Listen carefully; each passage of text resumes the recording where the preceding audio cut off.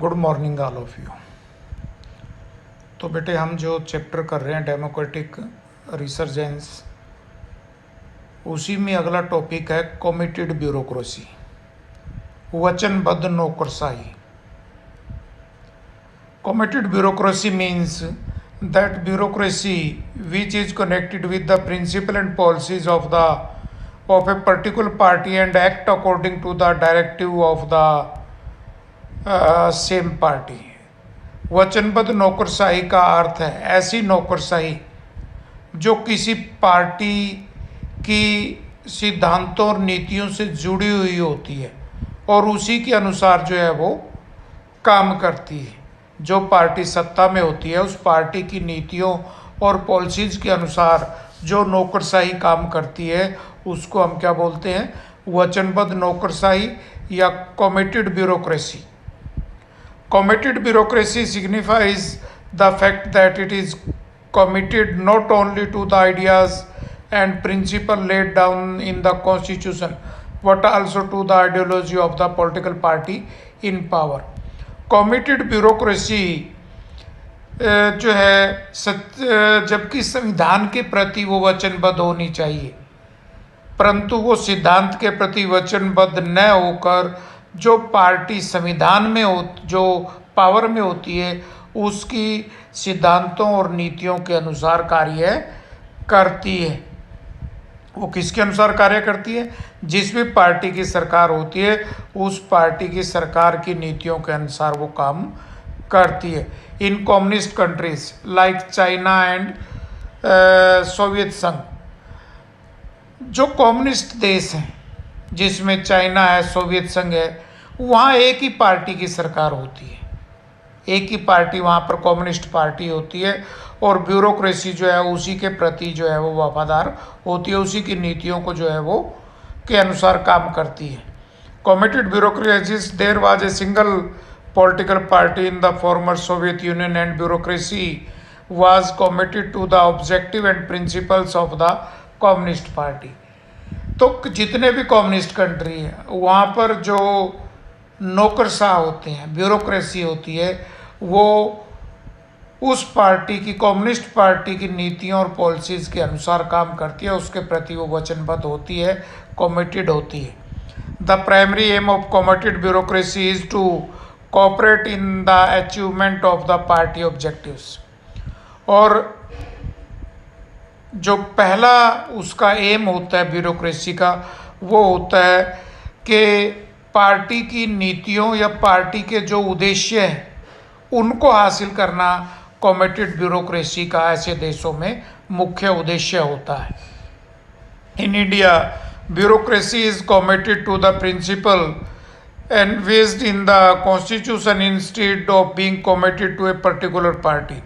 भारत जैसे देशों में ब्यूरोक्रेसी किसी एक विशेष पार्टी के प्रति वचनबद्ध न होकर कॉन्स्टिट्यूशन के अनुसार वचनबद्ध होती है। वो कॉन्स्टिट्यूशन के प्रति वफादार होनी चाहिए, न कि किसी पर्टिकुलर पार्टी की प्रति वफादार होनी चाहिए, चाहे सरकार किसी भी पार्टी की हो। ब्यूरोक्रेसी को जो है वो कॉन्स्टिट्यूशन के अनुसार काम करना चाहिए। इसी को हम क्या बोलते हैं? Committed bureaucracy. अब आ जाइए बिहार मूवमेंट।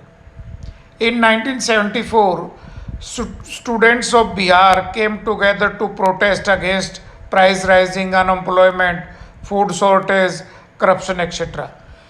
1974 में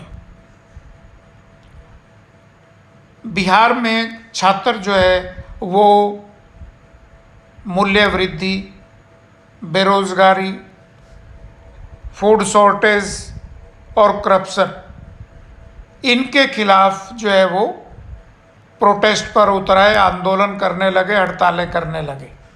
when the movement was in progress students invited socialist leader Jayaprakash Narayanan to lead the students movement. और जब छात्र ये आंदोलन कर रहे थे तो उन्होंने समाजवादी नेता जयप्रकाश नारायणन को इस आंदोलन का नेतृत्व करने के लिए आमंत्रित किया। on the condition that movement will remain totally non-violent and it will not be limited to Bihar. और इसके बाद ये मूवमेंट टोटली जो है वो अहिंसात्मक साधनों से चलाया गया और ये केवल बिहार तक सीमित नहीं रहा। soon the movement separate to other state of India. और धीरे ये आंदोलन जल्दी ये आंदोलन जो है देश के दूसरे हिस्सों में भी फैल गया। Jayaprakash Narayanan demanded the resignation of Congress government in Bihar.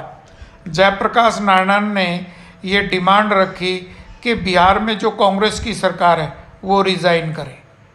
He gave slogan of total revolution in economic, social and political spheres in order to establish true democracy. और उन्होंने एक नारा दिया संपूर्ण क्रांति का, जो आर्थिक, सामाजिक, पॉलिटिकल सभी प्रकार के सुधार चाहती थी और एक्चुअल में प्रजातंत्र जो है वो स्थापित करना चाहती थी। तो ये आंदोलन इंदिरा गांधी की सरकार के लिए एक मुख्य सरदर्द बन चुका था और कहीं ना कहीं उस समय देश में जो आपातकाल की घोषणा की गई वो कहीं ना कहीं इस आंदोलन का परिणाम था, क्योंकि इंदिरा गांधी को लगता था कि हमारे लिए बहुत बड़ी समस्या जो है वो ये आंदोलन खड़ी कर देगा। तो बेटे आज यही 2 टॉपिक हम करेंगे। Thank you.